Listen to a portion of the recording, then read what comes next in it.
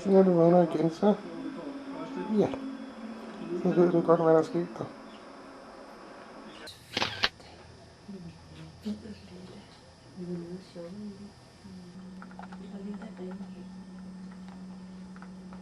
Til den borgerlige forsvarsmyndighed har meddelt, at de ønsker ikke noget ægteskab med hinanden, og de nødvendige juridiske forberedelser er bare taget hinanden med hjælp og støtte, som mennesket nærmest vil kræve i ægteforhold.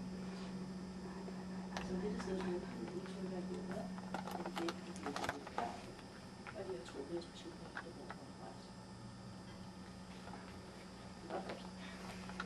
Jeg spørger om du, Christian Stifting, Linda, Rikke, Michaelsen til Ekkodal. Det vil jeg meget gerne.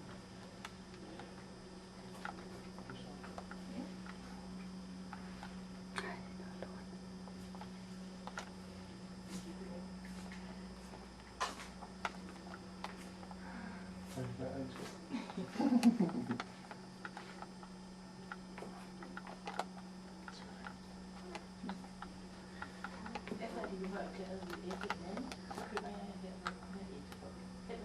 Tak skal du have. Ja, præcis. Og jeg trykker på den røde, og det giver ikke noget farve eller noget. Det skal du ikke tage. Det er sgu flot. Jeg kan berolige med, at det var lige så dårligt, hvis det var mig. Det er sådan en lille film, når jeg Den skriver. optager nu. Gør den ikke? Ja, men hvad søren er det, den optager? Vi kan bare sige, at vi står til højre i billedet. Nu trykker jeg på den røde. Har du også en? Ja, meget fint. Hej, det er også. Jamen. Skal vi slutte nu? Ja, det er rigeligt. Så tryk på den igen, så du fotograferer stadig. Gør den? Ja, godnat. Ja, har jeg gjort. Jeg har trykket på en rød.